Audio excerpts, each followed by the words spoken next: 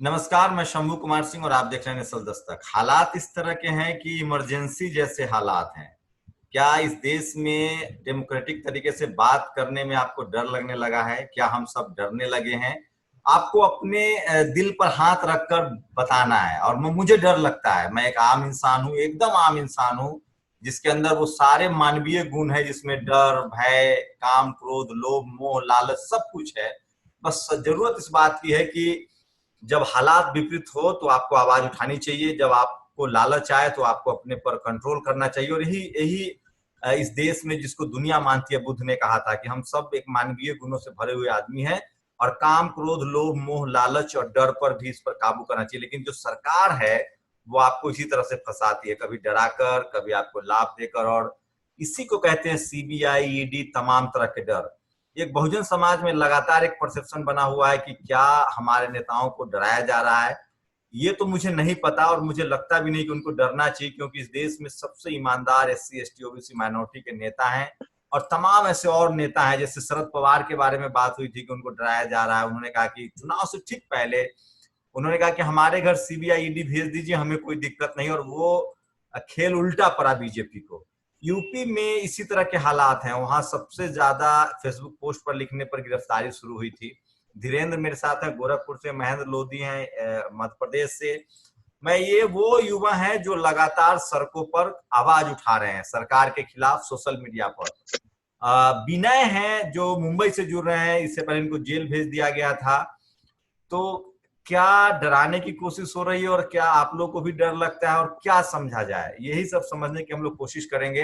मैं अपनी बात बता रहा हूं कि मुझे लगता है जिस तरह से लगातार, चाहे दिल्ली दंगे को लेकर चार्जशीट हो, चाहे फेसबुक पोस्ट लिखने को लेकर विरोधियों की सरकार जिस तरह से जेल में डाल रही है।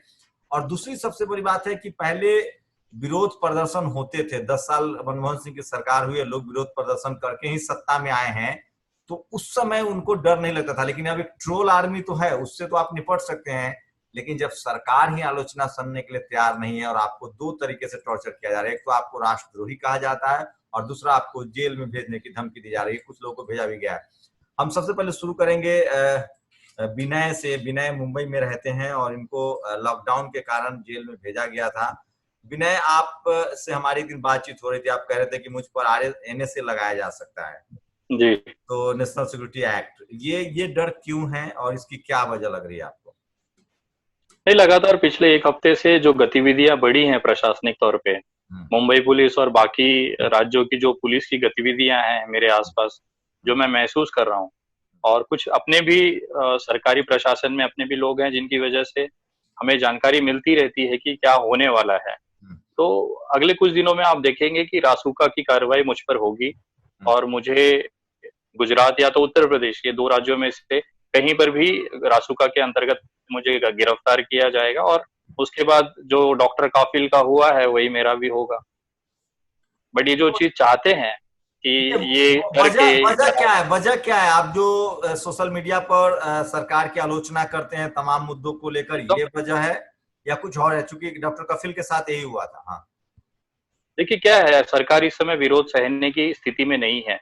वो एक छोटी छोटी सी चीज, एक साधारण सा फेसबुक पोस्ट भी आपको रासुका के जैसे हम्म। गंभीर अपराध में आरोपी बना सकता है। ये नया नया जो खोज निकाला है, ये भारतीय जनता पार्टी की सरकारों ने खोजा है। हम्म। और ये तो फेसबुक पोस्ट से कहीं गुना ज्यादा हम लोग आक्रामक तौर पे हम लोग अपनी बातें रखते हैं। हम्म। मेरी जो शैली है या मेरा जो तरीका है, वो शायद ही भारत में ये भारतीय जनता पार्टी वालों को पसंद आए। तो उनके पास कोई और विकल्प नहीं है। उन्होंने बांद्रा में देखा मुझे जेल पहुंचा के, कानूनी प्रक्रिया में वो कुछ नहीं कर पाए क्योंकि कुछ गलत था ही नहीं उसमें। उसके बाद अब उनके पास एक ही हथियार बचता है जो कि रासुका है। रासुका के अंतर्गत 6 महीना, साल, 2 साल वो मुझे जेल में रखेंगे, लेकिन वो सोचते हैं कि ये करने से शायद ये लोगों के अंदर एक डर का माहौल, एक उदाहरण सेट किया जाएगा जो दूसरे सोशल एक्टिविस्ट हैं उनके लिए, कि अगर आप सरकार के विरोध में बोलोगे तो विनय दुबे कर दिया जाएगा तो क्या आपका। आप बात जारी रखेंगे, या आप अब सोच रहे हैं कि हमको ये सब बंद करना पड़ेगा, घर वालों का दबाव है, या आप बात जारी रखेंगे? क्योंकि ऐसे हालात लोगों ने देखे हैं। जो बीजेपी इमरजेंसी के विरोध करती है, इंदिरा गांधी के समय 19 महीना लोग जेल में रहे हैं। 20 महीना इस देश में हुआ है। तो क्या आप लोग आप बात खत्म करेंगे, अपनी सोशल मीडिया से हटेंगे, या अपनी बात जारी रखेंगे? कोई रासुका, कोई पुलिस कार्रवाई, कोई भी प्रताड़ना, कोई भी एक बोलते हैं ना कि डराना धमकाना मेरी आवाज नहीं रोक सकता है। मैं समझता हूँ कि इससे मेरे परिवार को प्रशासन एक मानसिक दिक्कतें होंगी, प्रताड़ना होंगी, लेकिन मैं इस डर से अपनी आवाज बंद कर दूं तो कल को मेरा देश जो है ना वो चौपट हो जाएगा। घर से ज्यादा इम्पोर्टेंट देश है, अगर वही नहीं रहेगा तो घर भी उसी तरह से मेरा रहेगा। तो उस तरह से मुझे लगता है कि कहीं ना कहीं ये लोग जो तैयारी कर रहे हैं उसके बावजूद मेरी हिम्मत वो तोड़ नहीं पाएंगे। जब भी मुझे मौका मिलेगा मैं उंगली करता रहूंगा, और हर बार जब जब ये मुझ पे कोई भी इस तरह की केसेस या चीजें करेंगे उसके बाद मैं और आक्रामक तरीके से इनकी बैंड बजाऊंगा। ये एक सोचते हैं कि सवाल सवाल और सब लोगों से एक दो सवाल लूंगा। महेंद्र का आज जन्मदिन भी है तो हम लोग को बधाई देनी चाहिए आज। सर बहुत बहुत हैप्पी बर्थडे धन्यवाद। महेंद्र भाई लोधी साहब। धीरेन्द्र से आप लोग परिचित होंगे, गोरखपुर से हैं, सोशल एक्टिविस्ट हैं। अभी भी मेरे पास एक वीडियो आया है धीरेन्द्र का, वो धीरेन्द्र ने मुझे बताया नहीं था, फोन नहीं किया था, चूंकि व्हाट्सएप पे बहुत सारे वीडियो आते हैं। अभी मैंने देखा है कि शेड्यूल कास्ट के एट्रोसिटी को लेकर प्रोटेस्ट कर रहे थे। धीरेन्द्र, आपको भी इस तरह के अनुभव रहे हैं, चूंकि आप गोरखपुर में हैं और लगातार आपको कितनी बार ओवरऑल डिटेन किया गया होगा आपको?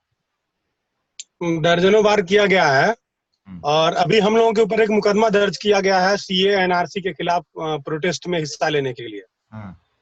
और उस मुकदमे में लिखा गया है कि हम लोगों ने सरकारी कर्मचारियों को रोका, उनका रास्ता बंद किया, उनके साथ अभद्रता की, और वो सरकारी कर्मचारी नगर निगम के थे। और जो एफआईआर का दिन है उस दिन रविवार था। रविवार को सभी सरकारी कार्यालय बंद होते हैं, लेकिन ये पता नहीं कौन से सरकारी कर्मचारी थे जिनको हम लोगों ने परेशान कर दिया। अच्छा, संडे मतलब इतनी बड़ी गलती हो गई झूठ बोलने में, इतनी बड़ी गलती के हो दिन जी, रविवार तो के दिन दर्जनों बार आपको रोका गया है। क्या कहते हैं ये पुलिस वाले जब आपको ले जाते होंगे? मुझे पता है पुलिस दबाव में होती है सत्ता के, डेमोक्रेटिक पुलिस नहीं है हमारे यहाँ, जिसकी सरकार होती है उसको हाँकती रहती है। क्या कहते हैं पुलिस वाले आप लोगों की? नेतागिरी बंद कर दो, घर बैठ जाओ, क्या जरूरत है तुमको, यही सब सवाल करते हैं? एक बार क्यूएटी आई थी गिरफ्तार करने के लिए, क्विक एक्शन टीम है जो बड़े अपराधियों को गिरफ्तार करती है, जब एनकाउंटर होता है तब गिरफ्तार करते हैं लोग। तो उनको प्रशासन ने भेजा था हम लोगों को गिरफ्तार करने के लिए। जब वो टीम आई और हम लोगों को देखी तो बोली ये तो एक्टिविस्ट हैं, तो अच्छा काम कर रहे हैं, और इनको गिरफ्तार करने के लिए हमको क्यों भेजी?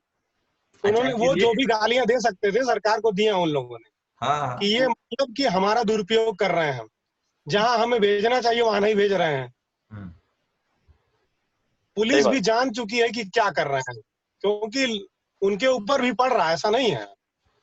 हालांकि इस लॉकडाउन में उनको बहुत पावर मिला हुआ है, लेकिन फिर भी जो न्यायप्रिय पुलिस वाले हैं या फिर जो चीजों को समझते हैं वो तो कह ही रहे हैं कि ये गलत हो रहा है।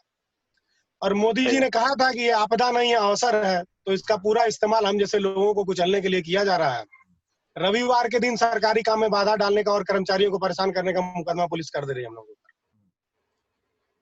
रविवार के दिन भी आपको? अच्छा, तो धीरेन्द्र क्या करेंगे आप भी आगे? अभी कंटिन्यू रखेंगे डेमोक्रेटिक तरीके से अपनी बात रखना, या कहीं ना कहीं जो डराने की कोशिश है उसे लगता है कि पैर वापस खींचने चाहिए?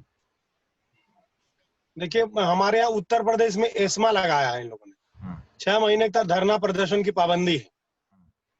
लेकिन जो हमारे यहाँ चीजें चल रही हैं, एक तो राष्ट्रीय लेवल पर चल रही है, कॉन्स्पिरेंसी राष्ट्रीय लेवल पर इनका चल रहा है। जो ये मनमाना चीज करना चाहते थे, जो कुछ भी इनका प्लान था, चाहे वो अयोध्या का मामला हो, चाहे वो सीए एनआरसी का मामला हो, चाहे वो एक्टिविस्टों को निशाना साधने का मामला हो, पत्रकारों को जेल भेजने का मामला हो, ये सारा अपना काम कर रहे हैं। दूसरी तरफ लोकल लेवल पर इनके जो आरएसएस और बीजेपी के लोकल कार्यकर्ता हैं, वो खास करके उत्तर प्रदेश में और हमारे गोरखपुर में इतने ज्यादा सक्रिय हैं कि यहाँ पर ऐसा लगता है कि फिर से पूंजीवाद, सामंतवाद और मनुस्मृति लागू करने की कोशिश की जा रही है। यहाँ पर दलित उत्पीड़न का मामला इतना ज्यादा बढ़ गया, थाने पर सुनवाई हो ही नहीं रही है। जब तक आप एसपी के पास जा करके गुहार नहीं लगाएंगे, हंगामा नहीं करेंगे, लाठी नहीं खाएंगे, पुलिस से जद्दोजहद नहीं करेंगे, मुकदमा नहीं लिखा जाएगा। हर दिन का ये घटना हो रहा है। निजीकरण की जो बात हो रही है पूरे देश में, जो हमारे संवैधानिक संस्थाओं का या सरकारी संपत्तियों का जो निजीकरण किया जा रहा है, हर शहर में वो हो रहा है। हमारे शहर में एक सार्वजनिक मैदान था, कचहरी क्लब। उस कचहरी क्लब के मैदान को एक निजी होटल के पार्किंग के लिए पार्किंग बना दिया गया, उसके 1/4 हिस्से में। और हम लोग उसका विरोध करते करते थक गए, मुख्यमंत्री को लिखे, सब किया गया।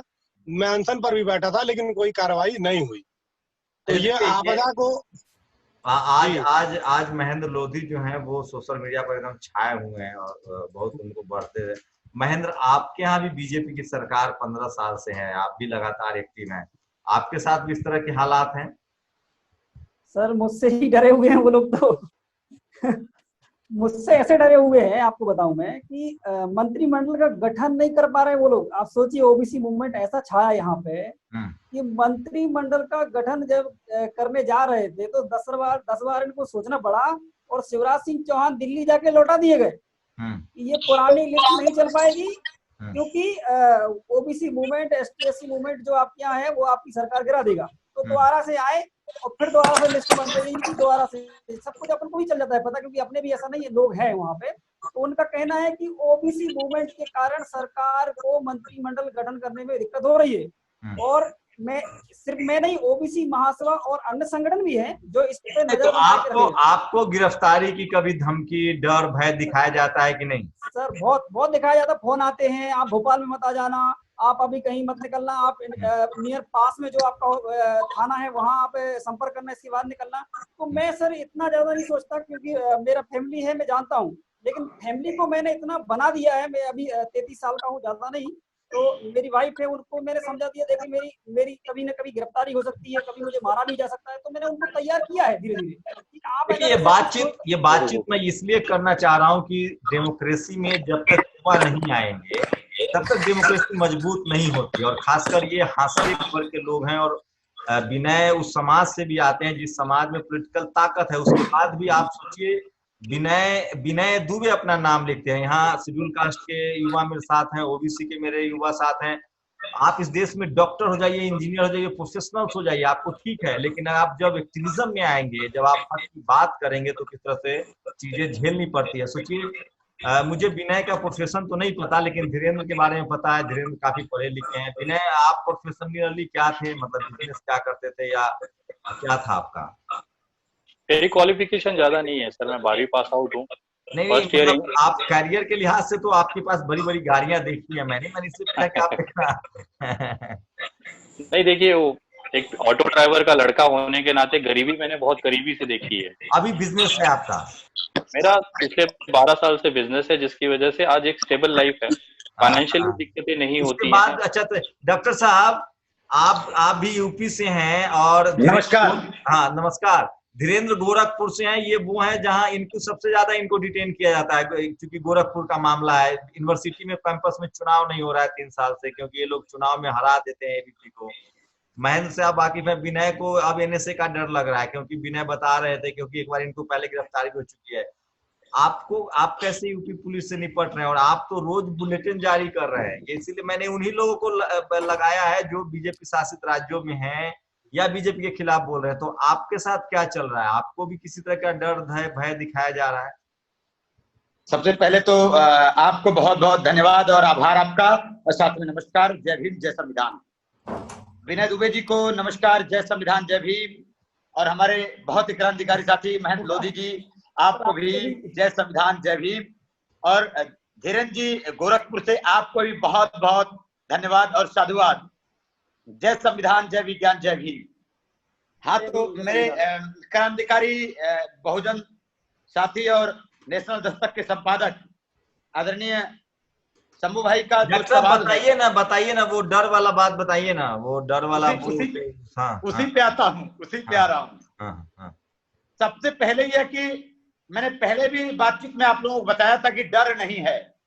रही बात, यहाँ तो रोज पुलिस छापा मारना चाहती है, कभी उठा लेने की धमकी है, कभी घर पे 3-3 4-4 थाने की पुलिस है। लखनऊ में लगातार जब जाते हैं, तो जब भी लखनऊ में हम पहुंच रहे हैं तो हमारे लगातार मोबाइल सर्विलांस पे लगा दिए जाते हैं। मीटिंग जहां करता हूं वहां पुलिस आ धमकती है, लेकिन इसके बावजूद भी डर कतई नहीं है। डर किस बात का साहब? जिस समाज के लिए निकले हैं तो सच में कफन बांध के निकले हैं। और हम तो भगत सिंह से प्रेरित हैं, हम तो सरदार पटेल, डॉक्टर भीमराव अंबेडकर से प्रेरित हैं, जो उन जमाने में भी सबसे ज्यादा मेहनत उन लोगों ने किया। तो आज डर सर पे कफन बांध के निकले हैं, वो डर खत्म है साहब। तो आप लोग का पॉलिटिकल एफिलिएशन भी नहीं है, जो राजनीतिक दल हैं, तो आप लोग सीधे पॉलिटिकल डेब्यू क्यों नहीं करते हैं? क्योंकि आप लोग इतना, मैं पिछले 2-3 सालों से देख रहा हूँ जिस तरह से आप लोग तमाम मुद्दों पर, जिस पर लोग चुप्पी साधे हुए हैं, जिस पर मैं बहुत सारे एमपी से दिल्ली में मिलता रहता हूँ, क्योंकि दिल्ली में रहता हूँ तो मिलता रहता हूँ, उनसे बात करता रहता हूँ। वो लोग बात करने में बहुत अनकंफर्टेबल होते हैं, किस बियॉन्ड द जितने अपोजिशन के नेता हैं। आप लोग युवा हैं, तो आप लोग को नहीं लगता कि आप लोग को पॉलिटिकल इंटरफेयर करना चाहिए, राजनीति में आना चाहिए सीधे सीधे? और क्या आपको लगता है कि समाज इस तरह से तैयार है, खासकर कि जो ऐसे लोग हैं, जो क्रूसेडर हैं, जो योद्धा टाइप के लोग हैं, जो कोई भी सरकार हो जनता की आवाज बने रहते हैं, आपके लिए पार्टी कोई मायने नहीं रखती, तो आप लोग को संसद में या विधानसभा में नहीं होना चाहिए? सर, सबसे पहले इस बात को निश्चित रूप से आपने आवाज उठाई है, होना भी चाहिए, लेकिन आज जो संसद और विधानसभा में है वो लोग गुलाम हैं। ठीक आपने कहा कि उनको बोलने में हिचकिचाते हैं, उनकी आवाज नहीं निकलती, क्योंकि उनको ना तो संविधान का ज्ञान है, ना तो जमीनी संघर्ष की हकीकत पता है। मैं जनता दल यूनाइटेड उत्तर प्रदेश का प्रदेश अध्यक्ष था नीतीश कुमार का, लेकिन उन्होंने एक नारा दिया था, संघ मुक्त भारत शराब मुक्त समाज के साथ था, मैं उनके विचारधारा के साथ था, लेकिन मुझे ये पता नहीं था कि ये दलबदलू लोग हैं।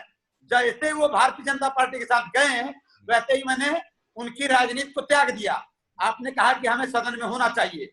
साहब, सबसे ज्यादा जरूरी है कि आर एस पटेल, विनय दुबे, महेंद्र लोधी या धीरेन्द्र जी के विधानसभा में जाने से, इकलौते अकेले जाने से कोई फर्क नहीं पड़ जाता, लेकिन यदि हम क्रांति करके संघर्ष के रास्ते सैकड़ों लोगों को लेकर के विधानसभा पहुंचते हैं और संसद में पहुंचते हैं, तो मैं दावे के साथ कहता हूं, जो 131-32 जैसे दलित समाज के जो सांसद लोकसभा में है कुछ नहीं कर पा रहे हैं, लेकिन जब हम क्रांति करके जाएंगे साहब ना, तो किसी सरकार और किसी पार्टी के बधुआ मजदूर नहीं होंगे, तब हम जो चाहेंगे वो क्रांति करेंगे, लेकिन अभी वो वक्त नहीं है। विनय, आप क्यों नहीं पॉलिटिकल एफिलिएशन करते हैं? कब तक आप ऐसे एक रिकग्निशन मिलेगा? जिग्नेश मेवानी विधानसभा में गए, वो वहां बोल रहे हैं, आप लोग को नहीं लगता है कि आप लोग को संसद विधानसभा में जाना चाहिए, क्योंकि डेमोक्रेसी में सबसे बड़ा प्लेटफॉर्म है वो? सर, आज की जनता जो है वो सोशल एक्टिविस्टों पे अगर विश्वास करती या उनके साथ में खड़ी रहती, तो आज संसद और विधानसभा की यह हालत नहीं होती कि कोई मनमाना काम कर ले जाए अपना। जनता जो है एक सभा करना, लोगों को मोटिवेट करना और उसको वोट में कन्वर्ट करना, ये दो अलग अलग चीजें हैं। वोट पता नहीं। अरविंद केजरीवाल को देखिए, अन्ना आंदोलन चला के वो सीएम बने हुए, दूसरा टर्म पूरा कर रहे हैं दिल्ली में। सर, वो चीज है, वो नसीब उनका बहुत अच्छा था उस समय मूवमेंट जो थी वो एकदम टाइमिंगली थी, मेहनत उन्होंने बहुत किया उस चीज को लेके। अभी अगर उनसे थोड़ा और समय दीजिए, अपनी गाड़ी रुकवाइए आप, बस 1-2 सवाल और लेना है। हाँ, बात यही है कि एक सोशल एक्टिविस्ट का पॉलिटिकली विधानसभा लोकसभा जाना इतना आसान नहीं होता है सर, कि इजीली पहुंच जाए। अरे सर, नीतीश कुमार भी 3 बार चुनाव हारे हैं, वाजपेयी जी जैसे लोग चुनाव हारे हैं, मोदी जी तो 40 साल तक सड़कों पर थे। आपके पास तो एग्जाम्पल है। आप लोग बाय बर्थ जो पॉलिटिक्स में है, बाप दादा की जो जो जो नेपोटिज्म है उसको चैलेंज कर रहे हैं, आप जनता की आवाज उठा रहे हैं, तो क्या आप लोग के पास पॉलिटिकल एम्बिशियस भी होना चाहिए? मैं तो पत्रकार हूँ, पत्रकार जा रहे हैं राजनीति में आजकल। जी, आप लोग को तो जाना चाहिए, मतलब आप लोग तो सर, अगर हमारा कैबिनेट उधर आ गया तो जो कैबिनेट अभी बैठी है ना वो सड़कों पे आ जाएगी। अगर हमारे आप लोग ईमानदारी से बताइए ना कि सोशल एक्टिविस्टों को, राजनीति में कोई बुराई थोड़ी, आप जैसे लोग नहीं जाएंगे। सोचिए, जब आप लोग के पास कोई संसाधन नहीं है, कोई पॉलिटिकल एप्रिसिएशन नहीं, उसके बाद भी गरीब की आवाज, दबे कुचले की आवाज, आप जनता को समझना चाहिए, तो आप लोग को जाना चाहिए, आप लोग को कोशिश करनी चाहिए। और आप लोग एक कांसीराम का एग्जाम्पल दे रहा हूं मैं, माननीय कांसीराम साहब ने एक साइकिल से एक पार्टी खड़ी कर दी और तमाम राजनीतिक, जबकि उस समय मोदी जी के पास 300 बहुमत है, राजीव गांधी के पास 400 सीटें आई थी, उसके बाद कांसीराम ने उनको साइकिल से सड़क पर ला दिया था। ये इसी देश में हुआ है। आप लोग तो टेक्नोक्रेट हैं, मोबाइल है, उस समय तो कोई सोशल मीडिया भी नहीं था। धीरेन्द्र, आप क्या लगता है, आप क्यों नहीं पॉलिटिक्स के लिए ट्राई करते हैं? मैं तो लोगों को कह रहा हूं कि निर्दलीय उम्मीदवारों को जिताइए, जो संसद में, विधानसभा में आपकी आवाज उठाए, अगर पार्टी आपको टिकट नहीं देती है। अभी विनय भाई ने एक बात कही थी, आंदोलनकारियों को और एक्टिविस्टों को अभी संसद में भेजने के लिए जनता तैयार नहीं है। उसके पीछे कारण है कि रामदेव जब 25 रुपए पेट्रोल की बात कह के जनता को ठगते हैं, और फिर 80 रुपया पेट्रोल बेचने वालों को सरकार में ले आते हैं। अन्ना हजारे आंदोलन करते हैं कि जन लोकपाल ले आएंगे और देश से भ्रष्टाचार खत्म करेंगे, और उसके नाम पर और बड़े भ्रष्टाचारी को देश में ले आते हैं। तो जनता अपने आप को ठगा हुआ महसूस करती है। जनता किस एक्टिविस्ट पर विश्वास करेगी? एकदम ठीक बात। एक तो ये बात है। दूसरा बात यह है कि चुनाव इतना महंगा हो गया है कि अगर हम बेईमानी का पैसा ना इस्तेमाल करें तो हम लोग चुनावी खर्चा वहन नहीं कर सकते हैं। तीसरा बात यह है कि अगर हम किसी राजनीतिक पार्टी को ज्वाइन करते हैं तो उसकी अपनी एक बाधाएं हैं कि आपको इतने में बोलना है, ये चीज बोलना है, इसके खिलाफ नहीं बोलना, नपा तोलना बोलना है। जबकि हमको हर तरह की जनता को फेस करना पड़ता है।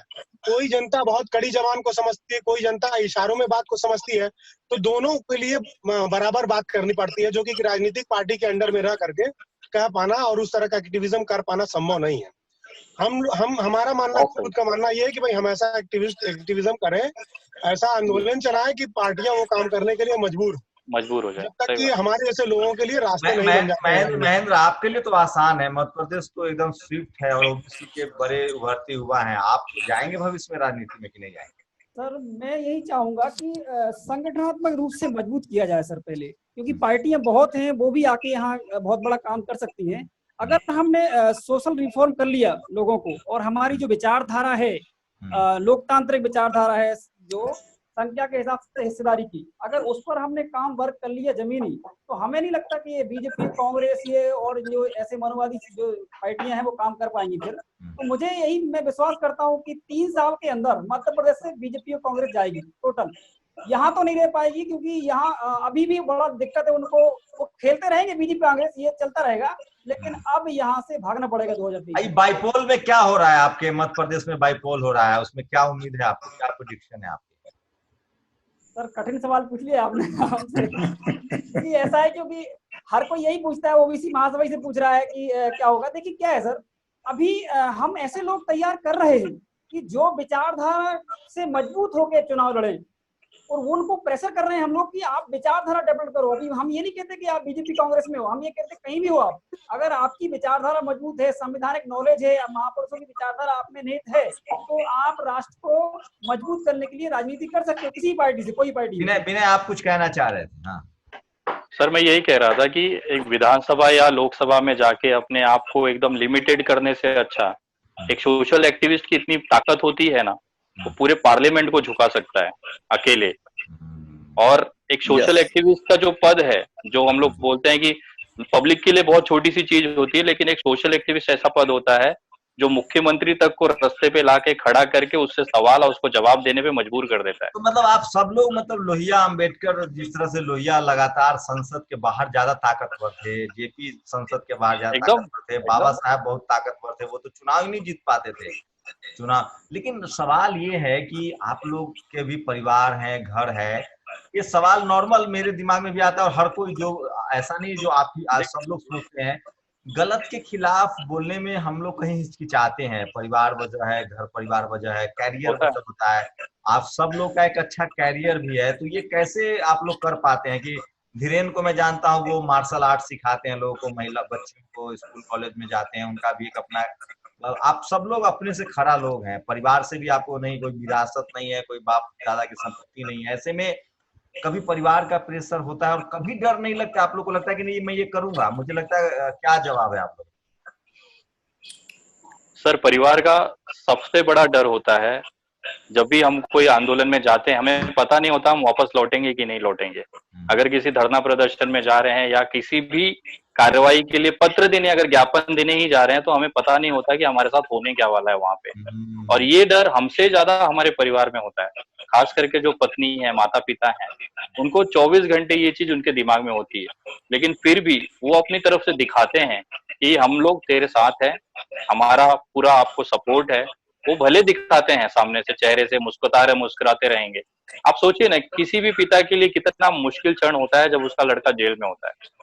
ये पीड़ा जो होती है ना, केवल वो बाप महसूस कर सकता है। उसके बावजूद भी जब लड़का उनके पास आता है, वो पीठ पे हाथ रख के बोलते हैं ना कि बेटा बहुत तगड़ा काम किया, मुझे गर्व है तेरे पे। अच्छा, ये उनका दिल रोता हुआ बोलता है। वो हम समझ सकते एक माता पिता और एक पिता पुत्र का जो उनका एक मानसिक जो कनेक्शन है वो समझ सकता है। लेकिन दुनिया के लिए लगता है कि देखो यार, इनको कोई परवाह ही नहीं है। लेकिन हर एक क्षण हम लोग हमेशा डर में जीते हैं परिवार के लिए। डॉक्टर साहब, आपका तो सफल कैरियर था, आपको कैसे लगा कि सामाजिक आंदोलन का हिस्सा बने, और आप जिस तरह से 2-2 4, आजकल अमित शाह की भाषा में कहते तो आपको योगी जी से 2-2 हाथ कर रहे हैं रोज। अच्छा, ठीक है। निश्चित रूप से हाँ, ये बात ठीक है कि अच्छा कैरियर है, लेकिन एक बात आपने कहा कि हम सबको पुश्तैनी नहीं, हम सब लोगों ने संघर्ष किया है। साहब, हम जब मेडिकल कॉलेज में थे तो हमने जाति के दंभ के कारण हम बहुत झेले हैं। बिहार जैसे मेडिकल कॉलेज में जिस तरीके से एमसीएच में थे आप, या एनएमसीएच, या Darbhanga, Muzaffarpur, Kent homeopathic medical college Hajipur. आप हाजीपुर में आपकी पढ़ाई लिखाई हुई है? मैं हाजीपुर से हूँ। हाँ। अच्छा, तो केंट मेडिकल कॉलेज में हमारी पढ़ाई लिखाई हुई है। भाई साहब, उस समय कॉलेज की हालत इतनी खराब थी, मैं थोड़ी सी आपको क्लियर कर रहा हूँ कि जातीय आतंक था। जातीय आतंक, मैं जाति को आतंक कह रहा हूँ, जातीय आतंक था कि हम लोग पढ़ते थे और आके लपड़ लपड़ मारने लगते थे। जिस तरह की रैंकिंग हुई, जातीय रैंकिंग हुई, लेकिन फाइनल ईयर आते आते उन सब जातिवादी मानसिकताओं के दम भरने वालों को हम लोगों ने लपेट के ठीक किया। अब सोशल एक्टिविस्ट के रूप में इतना दम रखते हैं कि आने वाले समय में यदि एक और साल मौका मिला ठीक से, साथ में और कुछ होनी अनहोनी नहीं हुआ, तो उत्तर प्रदेश में जो जातीय राजनीति करने वाले, दम भरने वाले लोग हैं, इनको घुटनों पे ला करके और वास्तविक रूप से वंचित समाज के लीडरशिप को खड़ा करने का हम लोग काम करेंगे। अच्छा, धीरेन्द्र के बारे में मैं जानता हूँ, महेंद्र के बारे में जानता हूँ, डॉक्टर साहब के बारे में जानता हूँ, इन लोग जातीय जो भेदभाव है उसके खिलाफ, उसकी वजह से एक्टिविज्म में आए। विनय, आपको कब लगा? आप तो मतलब कंफर्टेबल जोन में थे, आप कैसे सरकार से 2-2 हाथ करने लगे आप, और आप सोशल एक्टिविज्म में कैसे आए, और वो भी बीजेपी? 2016 में जब यहाँ पे भारतीय जनता पार्टी की सरकार थी महाराष्ट्र में, उस समय कुछ मजदूरों के मुद्दे लेके मैंने सरकार को ज्ञापन दिया, और वो चीज उनके एक विधायक थे वहां के, उनको बुरी लग गई कि मेरे क्षेत्र की आवाज तुम कैसे उठा सकते हो। अच्छा, उन्होंने हैरेस करना चालू किया। बीजेपी के एमएलए ने हैरेस करना चालू किया, मेरे पिताजी को पुलिस स्टेशन बुला लेना, मेरे घर की लाइट काट देना। 4-4, 5-5 दिन तक मैं निवेदन करता रह जाता, भैया छोटे बच्चे हैं, अंधेरे में कैसे रहेंगे। वो चीज उनको समझ में नहीं आई। ये गुस्सा उस दिन से मेरे अंदर पनपा कि इनको इतना घमंड है अपने सत्ता का, अपने दम का, क्योंकि घमंड को चूर करने के लिए फिर जो मैंने शुरू किया इनका बजाना, अब डर ही खत्म हो गया ना। सरकार बदल गई मतलब बीजेपी के। एकदम जितना मैं कोशिश कर सकता हूँ मुंबई महाराष्ट्र के अंदर, इनकी उस समय जब सत्ता में थे तब इनके मैं हालत खराब करके रखता था यहाँ बीजेपी गवर्नमेंट के टाइम पे। अब तो चलो उनकी सरकार नहीं है, अब तो मुझे ज्यादा एक कंफर्टेबल जोन है मेरे लिए, बट जब वो थे तभी भी इतने ही तौर तरीके से इनकी बैंड बजाता था, और ये पर्सनल लेवल पे आ गया है। पहले मैं एक सोशल एक्टिविस्ट नहीं था, मुझे सिर्फ छोटे मोटे काम, अपने रक्तदान वगैरह करा लेता था, मेरे लिए बहुत बड़ी अचीवमेंट होगी। बट जब से इन्होंने उंगली करना चालू किया, मेरे परिवार को टारगेट करना चालू किया, तब से मैं इनकी बैंड बजा रहा हूँ। धीरेन्द्र, आप जिस समाज से आते हैं उस समाज के एक अलग अपनी चैलेंजेस हैं, जाति की वजह से, आर्थिक वजह है, जाति की वजह है। क्या लगता है, आप क्या कहेंगे उन तमाम युवाओं को, क्योंकि शेड्यूल कास्ट, शेड्यूल ट्राइब और ओबीसी के ज्यादातर युवा जो हैं अब विरोध में स्वर उठा रहे हैं। विनय के साथ तो एक पॉसिबिलिटी है कि वो जब चाहे कपिल मिश्रा हो सकते हैं, या आम आदमी पार्टी में रहे या बीजेपी में चले जाएं। खैर, अब तो हमारे समय रामविलास पासवान जी के पास भी ये सुविधा है। धीरेन्द्र, आपके लिए कितना चैलेंज है, क्योंकि जाति के लिहाज से इस देश में सबसे बड़ी सच्चाई है कि आप अगर SC, ST, OBC माइनॉरिटी का हैं तो आप राजनीति भी नहीं कर सकते हैं। कन्हैया के लिए बहुत मुश्किल, आसान हो सकता है। तो धीरेन्द्र, आप क्या कहेंगे उन तमाम युवाओं को जो इस तरह आपके तरह असर्ट कर रहे हैं और राजनीति में या सोशल एक्टिविज्म में है? ये तो चक्र है, एक जाएगा तो एक आएगा, और हमारा भी जमाना आएगा, ऐसा नहीं है। लोग जाग रहे हैं, धीरे धीरे जाग रहे हैं। अब लोगों को एहसास हो रहा है कि क्या है। अभी इसके पहले उन्होंने कहा था, भाई साहब, डॉक्टर साहब ने कहा कि उत्तर प्रदेश में जातिवादी लोगों को खत्म करना है। तो जातिवादी राजनीति हम लोग भी करते हैं, लेकिन हमारी राजनीति जातिवाद को खत्म करने के लिए, और कुछ लोग हैं जातिवाद को जारी रखने के लिए राजनीति कर रहे हैं। तो दोनों में फर्क थोड़ा सा कर लीजिएगा। और जो हम लोगों का सिस्टम है, देखिए, हम तो ये मान के चलते हैं कि हमको खपना पड़ेगा। हम संसद में पहुंचेंगे कि नहीं पहुंचेंगे इसका कोई निश्चिंत नहीं है, क्योंकि जो सिचुएशन हमारे उत्तर प्रदेश में चल रही है, और जो जिसको हम लोग अपनी राजनीतिक पार्टियां भी वोट भी करते हैं, उन लोगों का भी जो रवैया है वो भी हम लोगों के खिलाफ ही रहता है कि ये काहे इतना ज्यादा करते हैं। उन लोगों को कभी कभी तो ये लगता है कि राजनीतिक पार्टियां चाहती हैं कि समस्याएं बनी रहें और हम लोग उस पर राजनीति करें। श्योर नहीं आ रहा इन लोगों का, लेकिन हम लोग अपना मतलब बताइए, इतनी ईमानदार स्वीकृति है इस देश में। एक डॉक्टर साहब, जो मैं समझ रहा हूँ, जो मैंने राजनीति को पढ़ा है, मैंने जिया तो बहुत नहीं है, लालू यादव हो, रामविलास पासवान हो, या मायावती हो, या मानवर साहब हो, जगदेव प्रसाद हो, रामस्वरूप वर्मा हो, ये सब आंदोलन से निकले हुए लोग थे जिन्होंने अपने अपने स्तर पर सेक्रीफाइसेस झेले थे और वो आए। ये जो खासकर आपके जो SC ST OBC माइनॉरिटी का जो लीडरशिप है, पॉलिटिकल लीडरशिप है, उसमें युवाओं के लिए दरवाजे बंद है। बीजेपी तो ज्यादा, फिर तो वो तो बग्गा जैसे लोगों को भी और साध्वी प्रज्ञा जैसे लोगों को भी टिकट देती है। इन पार्टियों में आपको लगता है जो बहुजन लीडरशिप वाली पार्टियां हैं, सपा, बसपा, RJD या JDU, इनमें नए चैलेंजेस को भी लोग मतलब एक्सेप्ट नहीं कर रहे हैं? यस सर, सबसे जो चैलेंजेस, बड़ा चैलेंज है ये देखिए, दो कारण है, एक तो बाहरी और एक तो खुद उनके घर का। ये इनके ऊपर कांग्रेस हो चाहे भारतीय जनता पार्टी, जातीय मानसिकता से जिन लोगों ने सबसे ज्यादा राजनीति किया, जब बहुजन समुदाय के लोग, वंचित समुदाय के लोग राजनीति में प्रभावी रूप से आगे बढ़े, तो इनको एक जातीय तमका देकर इनको बांधने की कोशिश इन लोगों ने किया। चूंकि इनके हाथ में सदैव मीडिया रही है, इसलिए ये लोग सफल हो गए। जातीय टैग लगा दिया, चाहे वो मायावती जी रही हो, चाहे लालू प्रसाद यादव हो, और चाहे मुलायम सिंह यादव हो। मैं लालू प्रसाद यादव जी की बात करूं तो इन सब में बहुत अच्छा लीडरशिप लालू प्रसाद जी की है, लेकिन कहीं न कहीं सबसे बड़ी कमजोरी है, सबसे बड़ी कमियां भी इन्हीं लोगों में आई है।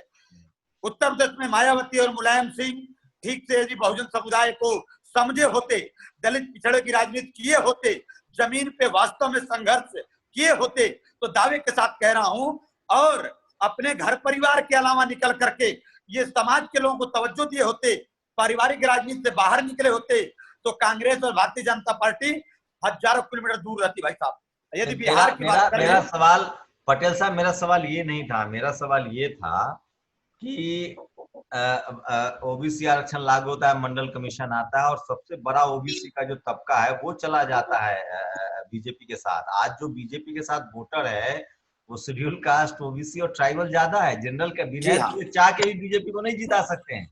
जी हाँ, जी हाँ। विनय दुबे की जो कैटेगरी है उसमें विनय दुबे चाह के भी नहीं जिता सकते बीजेपी को। तो ये जो बड़ा तबका आपका जो बीजेपी के साथ है या कांग्रेस के साथ है, उसको लेकर आप लोग की क्या राय है?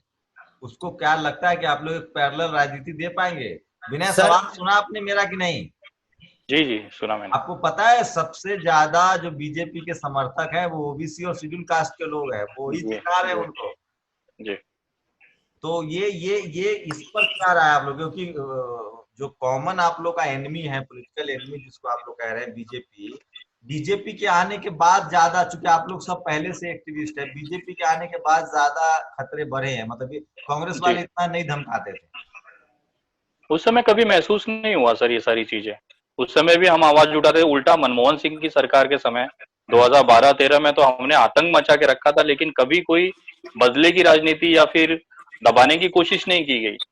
और ये तो अभी जो सरकार है, ये तो हल्के से मजाक में भी इतना गंभीर हो जाती हैं कि उनको बिलबिलाने लगते हैं सर। मतलब क्या महेंद्र क्या कह रहे हैं? सर मैं ये कह रहा हूँ कि जैसे आप कह रहे हैं ना कि अभी बीजेपी मतलब ज्यादा कर रही है, मुझे लगता है दोनों ने ही किया है सर, और दोनों ही बराबर कर रही है। उस समय क्या था, प्लेटफॉर्म नहीं था कोई भी। आज सोशल मीडिया के माध्यम से बीजेपी का जो गलत काम कर रहा है वो ज्यादा दिख रहा है। एक कांग्रेस ने उतना ही किया है, नहीं तो मंडल का आप बताइए, साहब बीवरा और संविधान में 340 अनुच्छेद लगा दिया। इसके बाद सरकार बननी तो किसी की गिनती होनी थी। इंदिरा गांधी जी ने नहीं किया, सॉरी जवाहरलाल नेहरू ने नहीं किया, इंदिरा गांधी जी ने नहीं किया, राजीव गांधी ने नहीं किया। इसके बाद आप सोचिए कि अगर आप ये कह रहे हैं कि आज बीजेपी और कांग्रेस सेम है, बिल्कुल टोटल बराबर है, और कोई भी, क्योंकि पिछड़ों के लिए तो बिल्कुल बराबर है, इनको कोई मतलब नहीं है। आप अगर इस टाइम सिर्फ सोशल मीडिया इसलिए दिख रहा है बीजेपी का, उस टाइम सोशल मीडिया नहीं था इसलिए कांग्रेस का दिख नहीं रहा था। टोटल दोनों ही बेकार हैं, और OBC ST के लिए बहुत खतरनाक इनके प्लान है, क्योंकि संविधान लगातार खत्म कर रहे हैं, आप आपकी विचारधारा खत्म कर रहे हैं। आपके चाहे बाबा साहब की मूर्ति हो, चाहे जिसकी भी हो, जो बहुजन, जो हमारे जो समाज के लिए जो किए हैं, उनकी मूर्ति ढहा दे रहे हैं, काली बोल दे रहे हैं। ये वही लोग आज से पहले से चला आ रहा है सर। तो दोनों सर बराबर हैं, दोनों को बराबर मानिए, आप भी बराबर मानिए। लेकिन मेरा सवाल था, समर्थन तो ओबीसी एससी एसटी के लोग ही कर रहे हैं ना, उनको सबसे ज्यादा समर्थन। मैं आपसे फिर पुनः कह रहा हूँ, एक ने आपने मुझसे ये सवाल पहले भी किया था। हम रिफॉर्म कर रहे हैं, गांव-गांव जा रहे हैं और वादा करते हैं आपसे कि हम जगह के बताएंगे, मध्य प्रदेश से ऐसा उखाड़ेंगे और देश से ऐसा उखाड़ेंगे आपने कभी देखा भी नहीं होगा। और हमें नहीं है डर, आपका क्वेश्चन पहले वाला, हम बिल्कुल नहीं डरते। हमने अपने बच्चों को बता दिया है, अपने माँ बाप को बता दिया है कि हमें ये करना है और करना ही पड़ेगा, नहीं तो आने वाली पीढ़ी भी गुलाम हो जाएगी। इसलिए उनका कहना है करो। क्या कह रहे थे डॉक्टर साहब, क्या कह रहे थे आप? हाँ, निश्चित रूप से आपका सवाल जायज है कि एससी एसटी ओबीसी ज्यादातर बीजेपी के साथ है। साहब, आज नहीं, कांग्रेस के साथ भी ये था। जरूरत इस बात की है, जब क्षेत्रीय पार्टियां बनी तो क्षेत्रीय पार्टियां जिन मुद्दों पे आई, उन मुद्दों पे काम नहीं किया साहब। सोचिए, यदि ये लोग जाति आधारित वैकेंसियां फुलफिल किए होते, आबादी के अनुसार हमारी वैकेंसियां फुलफिल किए होते, हमें हमारी आबादी के अनुसार पर हमारे लोगों को एसटी ओबीसी माइनॉरिटी को टिकट दिए होते, तो निश्चित रूप से ये चाहे मुलायम सिंह यादव हो, चाहे मायावती जी रही हो और चाहे लालू प्रसाद यादव हो, इनको सत्ता से बर्खास्त करने की भारतीय जनता पार्टी या कांग्रेस की हिम्मत नहीं पड़ती। और ओबीसी एससी एसटी कभी इधर उधर नहीं जाता साहब। लेकिन एससी एसटी ओबीसी को हमारे लोगों ने ही अधिकार नहीं दिया, ये हमारे लोगों की कमी रही है। क्या कह रहे हैं? मैं ये कह रहा हूँ सर कि किसी भी पार्टी ने आज तक स्टैंड क्लियर नहीं किया है जैसा बीजेपी ने किया है कि मैं मुस्लिम को टिकट नहीं दूंगा तो नहीं दूंगा, है ना। yes. और हमारी कोई पार्टी ने आज तक ये स्टैंड क्लियर नहीं किया है कि ये समाज हमारे अधिकारों को खा रहा है तो हम इसको अपने अधिकार। अच्छा, मैं धीरेन्द्र ये समझूं कि आप लोग बीजेपी के विरोधी नहीं है, मतलब जनता के सरकार को बिल्कुल जी हाँ, सिस्टम के साथ रहेंगे। बिल्कुल बिल्कुल बिल्कुल धीरेन्द्र, दोनों के विरोधी हैं सर, दोनों के विरोधी हैं हम, एक के नहीं। अभी तो बीजेपी के शकल में ही ना विरोध हो रहा है। नहीं तो अरे बीजेपी का तो कर ही रहे हैं अपन, बीजेपी का तो लगातार कर रहे हैं, सड़कों पे उतर के कर रहे हैं हम लोग लगातार, और अभी करेंगे उसी का। लेकिन कोई मोदी जी की इतनी फैन फॉलोइंग है, अब तो उनका ऐप भी उन्होंने बंद कर दिया है, चाइना को लाल आंख दिखाएंगे भी, तो आप लोग को कोई ऐसी चीज बीजेपी मोदी जी में अच्छी नहीं लगती है जो क्योंकि उनकी इतनी फैन फॉलोइंग है, कोई चीज तो अच्छी, सब लोग एक फैन तो ये सबके लिए सवाल है, सब जवाब अच्छी है। मोदी जी झूठ बहुत अच्छा बोलते हैं सर, झूठ के फैन है, झूठ के मोदी के क्या है, फेंकने वाले के भी फैन होते हैं ना। अगर आप लगातार उसको कमेंट्स करोगे ना तो फैन की लिस्ट में आ जाता है वो। लेकिन आप ही लोग थे ना जो मनमोहन सरकार से भी नाराज थे, तो मनमोहन सिंह और मोदी में क्या अंतर महसूस होता है? मनमोहन सरकार में सर, मनमोहन जी चुप हुआ करते थे, वो अपने काम को बेच नहीं पाते थे। और उनकी ईमानदारी जो थी, मनमोहन सिंह भी एक जगह कैद थे, और मोदी ये है कि गुंडागिरी में फ्री है, कल 4 बजे आए और बहुत ठीक से देश को बेवकूफ बना गए। ये उनकी फैन फॉलोइंग भी नहीं सर, उनकी कोई मीटिंग भी नहीं हो रही और मोदी आया एक आदमी और उसने जो बोला और तुम्हें स्वीकार करना है, मतलब शर्म नहीं आती है लोगों को। अच्छा विनय, आप तो मनमोहन सिंह के विरोध में भी थे और मोदी जी के विरोध में भी, दोनों में अगर अब क्या लग रहा है? सर देखिए, सवाल जो है वो सत्ता से पूछा जाता है। मनमोहन सिंह के साथ इंसाफ नहीं हुआ इस देश में? नहीं, ऐसा नहीं है, उन्होंने गलतियां की हैं जो भी है, और सवाल जो है हमेशा सत्ता से पूछा जाता है, हमेशा सत्ता से ही सवाल पूछा जाता है जो सत्ता में रहेगा। मोदी जी की गलती है, वो सत्ता में है तो उनसे पूछा जाएगा, और उनके बारे में ज्यादा ना बुलवाया तो अच्छा है, पता नहीं मुंह से कुछ निकल जाए तो फिर बोलेंगे आप। मैं व्यक्तिगत रूप से बता रहा हूँ, मैं उस समय जी न्यूज में काम करता था, मैंने मोदी जी की बहुत रैलियां देखी, मुझे लगता था कि एक बिना बैकग्राउंड के पॉलिटिक्स में आ रहे हैं, प्रधानमंत्री के कैंडिडेट हैं, कुछ बेहतर करेंगे, वो कस्में खाते थे कि हम सबका विकास करेंगे। मतलब अब क्या लग रहा है, मतलब वो एकदम डिरेल हो गए हैं या आदमी ही बदल गया सर? लोग बदल जाते हैं, यहाँ पे तो आदमी बदल गया। सर मोदी जैसा गाली खाने वाला आपको आज तक भारत में नहीं मिला होगा, और मोदी जैसा सबसे ज्यादा सोचिए डॉक्टर साहब, ऐसा है कुछ रैलियां मैंने वीडियोस ऐसी देखी जिसमें बोला गया नीम का पत्ता कड़वा है, ये आज तक किसी प्रधानमंत्री के लिए। अच्छा विनय, एक बात बताइए, आरएसएस को लेकर आपकी क्या राय है? सर उस विषय में मेरा ऐसा कुछ भी, मुझे जैसा लगता है कि जिस तरह से आरएसएस को दिखाया जाता है, जिस तरह से सोशल दिखाया जाता है, क्योंकि मैं कुछ समय तक के लिए कनेक्टेड था उससे भी। आरएसएस में भी थे आप? हाँ, मतलब एक मैं छोटा था, एक 14-15 साल का था जब मुझे सब लेके सब दोस्त लोग जाते थे शाखा में, मैं भी जाता था। तो वहां पे जो देशभक्ति की चीजें होती थी वो ठीक है, बट जब पॉलिटिकल एंगल आता है तो वो एकदम अलग हो जाती है वो चीजें। वहां पे हमें सिखाया जाता था कि हिंदुत्व का मतलब होता है, लेना चाहता हूँ सर एक सेकंड, वहां पे मुझे सिखाया जाता था कि हिंदुत्व का मतलब होता है कि सभी को साथ में लेके जाना। आपको बौद्ध समाज को भी साथ में रखना है, मुसलमानों को भी साथ में रखना है, तब जाके कहीं हिंदुत्व पूरा होता है। हिंदुत्व का मतलब है अलग अलग विचारधाराओं का एक संग्रह। बट जब ये बीजेपी के तौर पे आते हैं तो एकदम अलग चीजें हो जाती है। यही आरएसएस, यही संघ एक अलग विचारधारा के साथ आता है जो अलग है, अभी नहीं समझ में। आरएसएस में मुसलमानों, मतलब तो बंच ऑफ थॉट्स में गोलवलकर ने साफ साफ लिखा है कि मुसलमानों को मार के किया जाना चाहिए। मतलब आरएसएस में ये मुस्लिम्स और बुद्धिस्ट को लेकर भी बातचीत होती है सर वहां पे जब मैं जाता था उस समय की मैं बता रहा हूँ, उसके बाद मैं डिसकंटिन्यू कर दिया क्योंकि मुझे नहीं समझ में आती थी चीजें। मुझे जब मैं जाता तो था मुझे आप तो सनातनी हैं, आपका रुझान कैसे हुआ मुस्लिमों के प्रति? इतना दर्द कैसे है आपके लिए? नहीं सर, मेरा ऐसा नहीं था। जब भी सीए एनआरसी में देखा कि अपने ही देश के मेरे ही भाइयों को एक डिफरेंशिएट कर दिया जाता है, एक को नागरिकता देंगे दूसरे को नहीं देंगे, तो वो जो नियम जो टूटा है, मेरा विरोध उसको लेके था। और धीरे धीरे जब ये चीजें समझ में आई कि एक बड़ा तबका है मुस्लिमों का जिसपे हमेशा से, फिलहाल 2014 के बाद से वो हालत किए गए हैं कि उनको एक दोयम दर्जे का नागरिकता दे दी गई है, भाई तुम सेकंड क्लास सिटीजन हो। ये अपने देश में डिफरेंशिएट नहीं कर सकते, उसको लेके मेरा विरोध रहा है हमेशा से। बताइए, आप कह रहे हैं कि आप 12वीं पास है, आप तो हम तो आपको पीएचडी से बेहतर मानते हैं जब आपकी इतनी समझ है। मैंने आज तक जाति से अलग लोगों को सोचते हुए देखा नहीं है। ये शायद मुंबई की परवरिश है। यहाँ पे हम लोग ये सब चीजें नहीं देखी कभी सिटी है मुंबई। हाँ धीरेन्द्र, आप क्या कहेंगे आरएसएस पर? आरएसएस प्राइमरी लेवल पर अच्छी बातों की चाशनी बनाती है और उसमें जो उसका एजेंडा होता है उसको लपेट करके आपको कब पिला देती पता नहीं चलता है। आप भी शाखा में गए हैं, गोरखपुर में तो शाखा का बहुत प्रभाव है। हम भी आरएसएस की शाखा में गए हैं क्योंकि उस समय वही चलता ही था, खेल कूद के नाम पर हमारे यहाँ वही चलता था। और हम जिस कॉलोनी में रहते हैं वो पूरा वो आरएसएस और बीजेपी का ही गढ़ है, तो वहां पर शाखा चलती थी। तो वो 10 अच्छी बातें बताएंगे, लेकिन 11वां जो बात बताएंगे जब आप उस पर विश्वास करने लगेंगे तो वो एकदम झूठ और बलंडर होगा और वो जातिवाद, ब्राह्मणवाद और पाखंडवाद स्थापित करने की ओर बढ़ा हुआ एक कदम होगा। लेकिन आपको पता नहीं चलेगा कब आप उस ओर बढ़ जाएंगे। वो अच्छी बातें करके ही अपनी बुरी बात को उसमें आपको समझा देते हैं, यही उनका तरीका है। महेंद्र आप गए हैं कि नहीं कभी शाखा? सर मैं शाखा में नहीं गया हूँ, लेकिन मैं आपको बता देना चाहता हूँ, ये जो आप आरएसएस बोलते हो इसको ब्राह्मण संगठन बोल सकते हो। द्विवेदी गलत मत समझ रहे, बता रहा हूँ कैसे। ये आप अपनी बात रखे ना, विनय क्यों गलत है? विनय को बोलना होगा तो बोलेंगे। 49 पद में से सर 39 सिर्फ ब्राह्मण है और जो 10 हैं उसमें वो भी सारे के सारे सवर्ण हैं। इसका मतलब आप समझ सकते हो, इसमें ओबीसी एसटीसी है ही नहीं।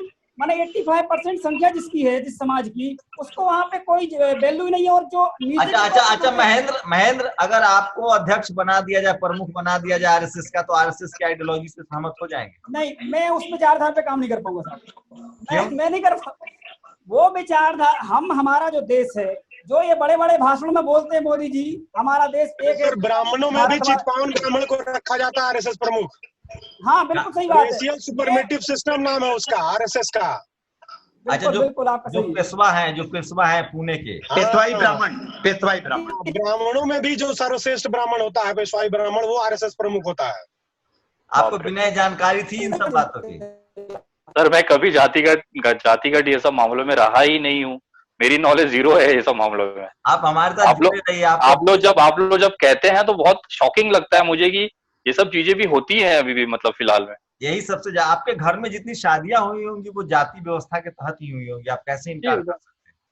नहीं वो ठीक है, सबकी अपनी परंपरा है, रीतियां हैं, लेकिन जो चीजें, अरे विनय, पूरी दुनिया में कोई ऐसा देश नहीं मिलेगा, भारत पाकिस्तान बांग्लादेश को अगर आप छोड़ दीजिए तो पूरी दुनिया में कोई ऐसा देश नहीं है जहाँ शादी जो है वो लड़का लड़की ढूंढ के एक दूसरे से करते हैं। भारत पाकिस्तान बांग्लादेश हम तीनों भाई थे, यही एक देश है जहाँ सारी रीति रिवाज। अच्छा बताइए विनय, मतलब ऐसे हम लोग बातचीत कर रहे हैं जी, शादी जाति ब्याह देखकर, दोस्त महिम जाति ब्याह देखकर, हमारे घर में रिश्तेदार जाति ब्याह देखकर, सब कुछ जाति के हिसाब से हम करते हैं। और आपको जज हम बना देंगे तो आप जाति के ऊपर उठ के फैसला देना शुरू कर देंगे? आपको लगता है ऐसा हो सकता है? पॉसिबल है ये? क्यों नहीं करेंगे, क्यों नहीं करेंगे।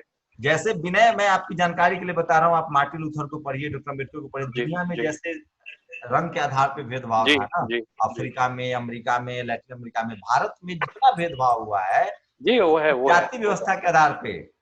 तो ये जरूरी है, हम लोग बातचीत करेंगे तो समझेंगे। हमारे बीजेपी के सांसद हैं कमलेश पासवान जी, अभी उनके पासी जाति को लेकर के उनकी माँ को गाली दिया गया है, पूरे पासी बिरादरी को गाली दिया कमलेश पासवान जी, और वो बांसगांव के सांसद हमारे तो बीजेपी से दे दिए हो तो FIR नहीं दर्ज हो रहा था, बताइए, उल्टे उनके ऊपर डकैती का मुकदमा लगाया।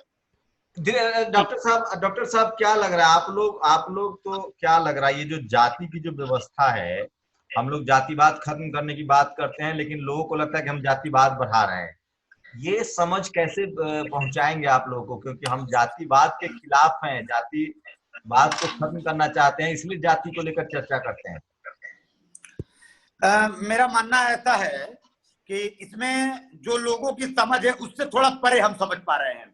सबसे पहला विषय है कि हम जब अपने वंचित समुदाय के सभी लोगों को एक साथ जोड़ेंगे, रोटी बेटी का संबंध करेंगे, तब जाके जातिवाद खत्म होगा। दूसरा विषय, जो लोग कहते हैं कि हम जातिवाद कर रहे हैं, हाँ, यदि वो समझ रहे हैं कि हम जातिवाद कर रहे हैं तो हम जातिवाद कर रहे हैं, लेकिन कौन सा वंचित समुदाय।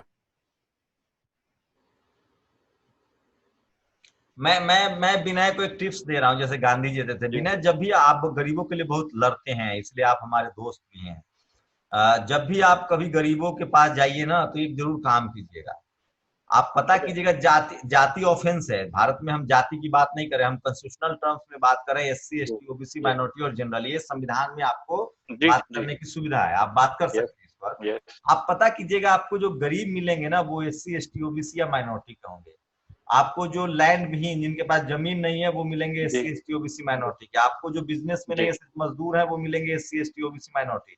डॉक्टर अम्बेडकर ने महाराष्ट्र के कॉन्स्टिट्यूएंट असेंबली में, उनका भाषण है जब वो लेबर मिनिस्टर थे। डॉक्टर अम्बेडकर अंग्रेज के समय जब लेबर मिनिस्टर बनते हैं, तो महाराष्ट्र कॉन्स्टिट्यूएंट असेंबली में भाषण है, उसी मुंबई में, कि अगर मिल मालिक कोई हिंदू होगा और वो हिंदू मजदूरों का शोषण करेगा, तो मजदूर कहें कि चलो हमारा जाति वाला तो मालिक है। और अगर मिल मालिक कोई मुसलमान होगा और वो मुसलमान मजदूरों का शोषण करेगा, तो वो मुसलमान सोचेगा कि हमारा जाति वाला तो है। तो भारत में सबसे ज्यादा जाति की समस्या थी, इसलिए आपके कॉन्स्टिट्यूशन में जाति को लेकर बहुत बातें की गई है। और इसीलिए जो वर्ण व्यवस्था था, जनरल, शूद्र और अतिशूद्र और अछूत, डॉक्टर अम्बेडकर ने उसी वर्ण व्यवस्था को 4 कैटेगरी में बांट दिया, जिसको SC ST OBC और माइनॉरिटी कहते हैं। अच्छा धीरेन्द्र, बस आखिरी सवाल आप लोगों से कि क्या ये जो डर है, जो सरकार का जो पुलिसिया डर है, इसके बाद भी आप लोग काम कर रहे हैं, आगे इस देश के तमाम लोगों को जो नेशनल दस्तक की वजह से आप लोग को बातचीत को सुन पाएंगे? डॉक्टर साहब को कहीं अंत्येष्टि में जाना है, किसी का निधन हो गया है, तो उसमें क्या कहेंगे आप, क्या मैसेज है धीरेन्द्र आपके लिए उन युवाओं को जो जिनकी महत्वाकांक्षा भी है राजनीति में, जो समाज में सेवा भी करना चाहते हैं और जो एक बेहतर मुल्क बनाने की बात कर रहे हैं, उसको क्या मैसेज देंगे आप? देखिए भैया, थोड़ा जाति पर भी मैं भी बोल दूं। ये जो अभी घाना में, अफ्रीका में गांधी जी की मूर्ति तोड़ी गई है, और वहां के स्टूडेंट्स ने कहा है कि हमको रेसिस्ट गांधी की मूर्ति नहीं चाहिए। गांधी जी कहते थे कि मैं अस्पृश्यता का विरोधी हूं, लेकिन वर्ण व्यवस्था का समर्थक हूं, क्योंकि उसको भगवान ने बनाया। तो आपके CM भी कहते हैं ये, अभी मैं वीडियो देख रहा हूं। तो यही एजेंडा RSS चलाती है, और उसको नाम देती है समरसता का। और जो हमारे महापुरुष हैं वो समता की बात करते हैं। RSS का मानना है कि जातियां बनी रहनी चाहिए, और हर जाति अपने में शादी करे, अपने में रोटी बेटी का रिश्ता रखे, और एक होकर के रहे। जो आदेश, वेद आदेश है, उसको पालन करे। वर्ण व्यवस्था की जो नियम कानून, उसको पालन करे। और हमारे जो महापुरुष है वो कहते हैं कि नहीं, ये चीज नहीं होना चाहिए, सबको बराबर समता का अधिकार मिलना चाहिए। तो जातिवाद का ये चक्कर है।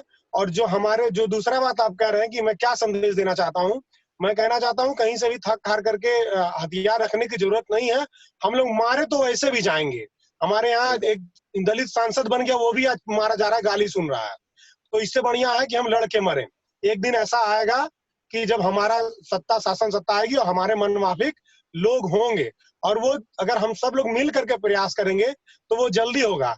और हम अपने राजनीतिक पार्टियों से कहना चाहते हैं कि बीजेपी सरकार में आई है, योगी जी सरकार में आए हैं, तो योगी जी सरकार में आते सबसे पहले अपने ऊपर जितना मुकदमा था, हत्या बलात्कार डकैती का जितना मुकदमा सब उन्होंने खत्म कर दिया।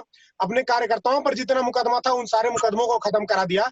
लेकिन मैं इन पार्टियों से कहना चाहता हूं, तुम कब घोषणा करोगे कि तुम सत्ता में आओगे और हम जैसे एक्टिविस्टों पर से जितने मुकदमे लगे हैं उसको खत्म कराओगे। तो ये चीज हम लोगों को खुद करना पड़ेगा, और यकीन मानिए कि हम लोगों का समय आएगा तो हम लोग एक एक मुद्दों को चुन करके खत्म कराया जाएगा। महेंद्र आप क्या बोले? सर जातिवाद ऐसा है सर, मैं इतना बोल, व्यक्ति पढ़ते हैं, एक दलित है, एक उच्च समाज का है, ठीक है, दोनों ही व्यक्ति कलेक्टर बनते हैं। इसके बाद एक व्यक्ति वो अहरवारी बना रहा है और एक व्यक्ति पंडित बना रहता है। मैं और दूसरा बताऊं, एक व्यक्ति चोरी कर रहा है, उच्च समाज का व्यक्ति चोरी हमारे जितना भी है वो सब कुछ रहा है, इसके बाद भी वो कभी अहरवार या दलित बन पाता है। मतलब कि उन मानसिकता में जाति भरा हुआ है कि लगता है बिना से बन जा रहा है नीचे की समाज का, इसके भी उसको चलेगा। हाँ चलिए कोई नहीं, बातचीत आपने सुनी। मेरी अपनी निजी राय है कि डॉक्टर अंबेडकर ने कहा था जिंदगी लंबी नहीं शानदार होनी चाहिए, और जगदेव बाबू ने कहा था कि पहली पीढ़ी मारी जाती है, दूसरी पीढ़ी जेल जाती है, तीसरी पीढ़ी राज करती है। हेमंत सोरेन उसके उदाहरण है। और उसके बाद मैं सबसे लास्ट लाइन कहूंगा कि इज्जत की मौत आपको चाहिए या जलालत की जिंदगी, आपके हाथ में है। भारत में जो डेमोक्रेटिक सिस्टम है इसके लिए लोगों ने बहुत कुर्बानियां दी है। बहुत लोगों ने कल जन्मदिन था ओम प्रकाश वाल्मीकि का, उन्होंने जो कविता है उनकी कि खेत ठाकुर का और मतलब वो कुआं ठाकुर का, हमारा क्या गांव क्या शहर, वो पूरी कविता है, उसको जरूर पढ़िए। और मैं फिर कह रहा हूँ, हम लोग जो बातचीत कर रहे हैं वो सिर्फ इसलिए कर रहे हैं कि हम एक बेहतर देश चाहते हैं, एक बेहतर समाज चाहते हैं, जहाँ सबसे बड़ा सबसे ज्यादा इम्पोर्टेंट इंसानियत की हो, मानवता की हो, और सबको बराबर नजरों से देखा जाए। जाति के आधार पे किसी का आकलन न हो, काम के आधार पे भी ह्यूमन डिग्निटी का आकलन न हो, सबको इक्वल देखा जाए। धीरेन्द्र ऐसे ही चेहरा है, महेंद्र ऐसे ही है, विनय भी उसी तरह से काम कर रहे हैं, डॉक्टर आर.एस. पटेल भी उसी तरह से काम कर रहे हैं। तो मैंने कोशिश की थी कि जनरल कैटेगरी के लोग, शेड्यूल कास्ट के लोग, ओबीसी के लोग, ट्राइबल जरूर छूटे हैं, मुस्लिम समाज का रिप्रेजेंटेटिव नहीं था। मैं कोशिश करूंगा कि आगे से जब भी हम कोई इस तरह की सामाजिक बातचीत रखें तो उसमें SC, ST, OBC, minority, general लोगों को भी बताएं, बात करें। और ये युवा है, मुझे लगता है कि इन तमाम लोगों को राजनीति में आना चाहिए, क्योंकि राजनीति में फ्रेशर्स की बहुत दरकार है। शुक्रिया आप लोगों का हमारे साथ जुड़ने के लिए, और आई होप आप लोग अपने अपने लक्ष्य की तरफ बढ़ें। और संविधान जब तक है, हमें लगता है हमें डरने की जरूरत नहीं है। क्या ठीक हूं मैं? जी बिल्कुल बिल्कुल। और हम तो राजनीति में है, बस चुनावी राजनीति में नहीं है। नहीं, चुनावी राजनीति भी लड़िए। Best of luck. चलिए, शुक्रिया आप लोगों का। नेशनल दस्तक की आपसे गुजारिश है कि अगर इसको बचाना चाहते हैं तो नेशनल दस्तक को सब्सक्राइब करने के लिए रेड कलर के सब्सक्राइब बटन को दबाएं, फिर बेल आइकन की घंटी दबाएं। नेशनल दस्तक को बचाने के लिए बहुत जरूरी है कि हर खबर को शेयर करें, लाइक करें, कमेंट जरूर करें।